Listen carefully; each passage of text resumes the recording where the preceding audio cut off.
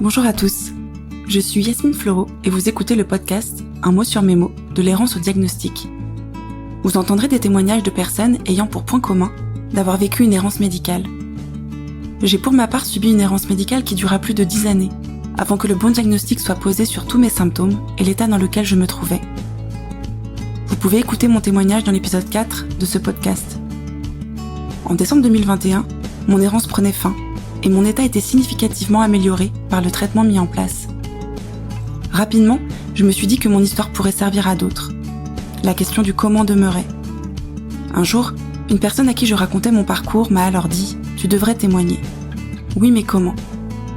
Quelques semaines après cet échange, naissait dans ma tête et dans mon cœur ce projet. Au travers de ce podcast, j'espère donner de la force, de l'énergie et de l'espoir aux personnes qui vivent encore dans la souffrance et sans diagnostic de celle-ci. Comment se battre et lutter quand on ne connaît pas l'ennemi qui nous accable et nous met à terre ? Comment être cru, entendu et soutenu lorsque rien ne vient expliquer l'état dans lequel on se trouve ? Je souhaite plus que tout vous dire de ne pas baisser les bras et de toujours continuer d'y croire. Je souhaite aussi redonner la parole aux personnes ayant subi une errance médicale, car pour beaucoup, leur parole n'aura été que trop peu écoutée, entendue et même parfois niée. Une partie de moi se dit aussi qu'il est possible que certaines personnes se reconnaissent dans les symptômes évoqués par mes invités et que cela leur permettra de creuser cette piste avec leur médecin et peut-être mettre fin à leur errance plus rapidement. Enfin, ce podcast est destiné à ceux qui vivent de près ou de loin à côté d'une personne ayant une pathologie chronique et souvent une maladie et un handicap invisible. Le diagnostic est une étape primordiale et souvent libératrice, mais qui signe dans la plupart des cas le début d'un nouveau combat, celui de vivre avec une pathologie chronique. Que les mots de mes invités mettent en lumière ce qui est souvent tu, caché et parfois jugé. Dans ce podcast, chaque témoignage fera l'objet d'un épisode. Je fais le choix que certaines pathologies puissent être évoquées dans plusieurs épisodes, car les parcours et les symptômes peuvent être significativement différents pour une même pathologie. Je souhaite donner un maximum de chance aux auditeurs de se reconnaître dans les témoignages afin de les aider réellement et qu'ils se sentent moins seuls. Voilà, maintenant, place à l'épisode.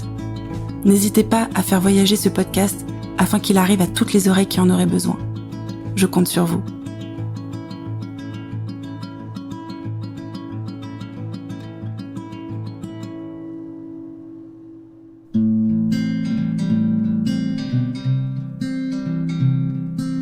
Bonjour à tous, aujourd'hui c'est un épisode très particulier que je vous propose. C'est l'anniversaire du podcast. Il y a déjà 1 an que le premier épisode est sorti. Alors je tenais à revenir sur cette année qui s'est écoulée et vous parler de ce projet qui a été vraiment fou pour moi. 1 an, jour pour jour, que l'aventure diffusée a commencé. Alors je parle de diffuser car entre le moment où j'ai eu l'idée de créer mon propre podcast et la sortie du premier épisode, il s'est passé 10 mois. 10 mois de réflexion autour de ce projet. Est-ce que c'est une bonne idée ? Est-ce que ça va marcher ? Est-ce que ça va vraiment aider d'autres personnes ? Et puis surtout, comment vais-je m'y prendre ? Car je n'ai absolument aucune compétence dans le podcast ou dans le montage son. Je ne savais même pas de quel matériel j'aurais besoin pour me lancer. Je ne sais pas comment faire une prise son, comment faire du montage, et je ne suis pas une pro de la communication pour faire connaître mon projet. Mais l'envie d'aider est vraiment la plus forte, et ce projet me tient vraiment trop à cœur pour l'abandonner à cause d'un manque de savoir. Et puis une personne que je contacte pour le podcast et à qui j'expose mes craintes m'a dit « Tu sais, tout s'apprend et tu vas y arriver ». Et donc ça a fini de me convaincre. Et je vous le confirme, tout s'apprend avec du temps et de la persévérance. Et évidemment, avec un peu d'aide, cela va beaucoup plus vite. Mon ami Seb m'a expliqué comment installer mon micro par exemple, les tutos YouTube comment faire du montage sur le logiciel Audacity et des amis comment marche Instagram. Pour le reste, j'ai cherché beaucoup et j'ai travaillé. Alors quand on me dit que l'on trouve le résultat pro, eh bien, je suis vraiment très très fière. Je vois combien je me suis améliorée et le chemin que j'ai parcouru. Il n'y a que l'étape du mixage que j'ai confiée à Seb, car vraiment seul, ce fut trop compliqué pour avoir un résultat qui soit vraiment chouette. Vous l'aurez compris, ce projet m'a tout d'abord permis de prendre conscience que lorsque l'on y met tout son cœur et tout son temps, on peut faire certaines choses dont on n'aurait jamais imaginé être capable. Cela m'a aussi donné de la force pour mes autres projets, mais aussi par rapport à ma maladie.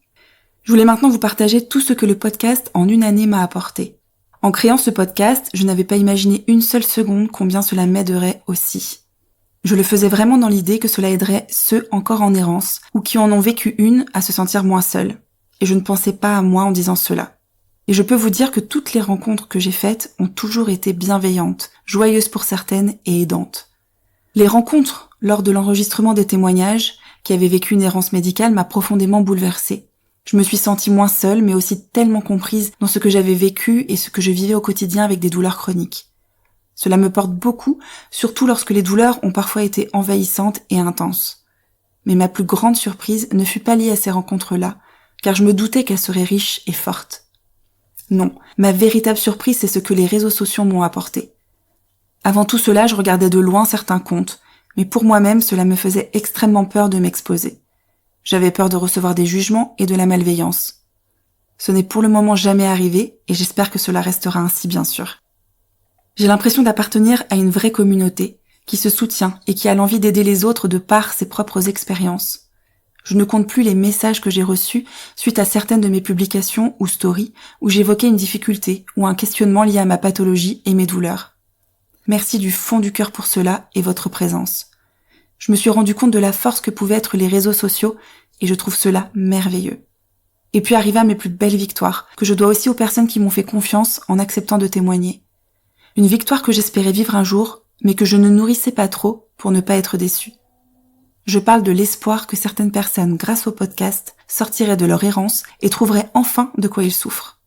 Je précise bien sûr que ces personnes ont été suivies par un médecin pour poser leur diagnostic en plus de cette prise de conscience. Et ce jour est arrivé. Ce n'est pas une, mais 3 personnes qui, à ma connaissance, ont posé un mot sur leurs mots en écoutant les témoignages du podcast. Je peux vous dire que j'ai été extrêmement émue et bouleversée par ces nouvelles. C'est vraiment ma plus belle reconnaissance de tout le travail que j'accomplis pour vous proposer ces témoignages.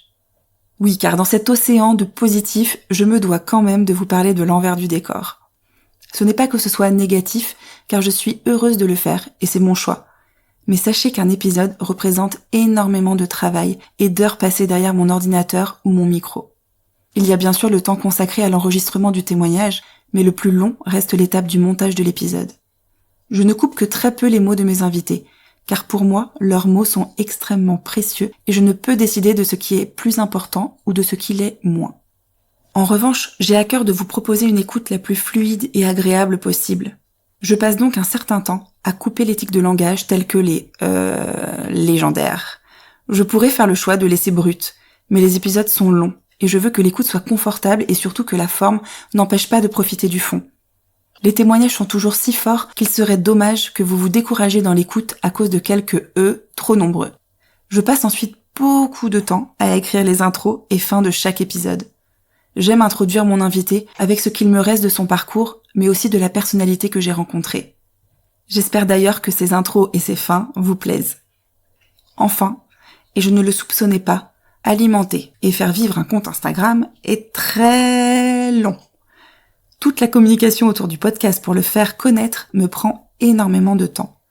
De moins en moins d'un point de vue technique, car je me suis nettement améliorée, mais j'ai du coup beaucoup plus d'idées et surtout, j'ose vous dire et publier des choses que je n'aurais jamais osé faire avant.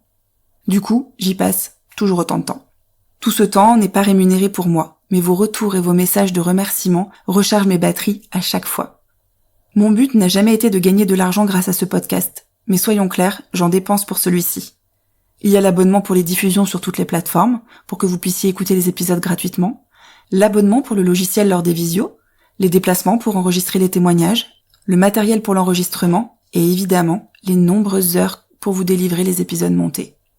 Voilà pour le petit retour d'expérience que je voulais vous faire sur cette folle année. J'ai encore de nombreuses idées, et j'espère qu'elles pourront voir le jour lors de cette 2e année qui commence pour le podcast.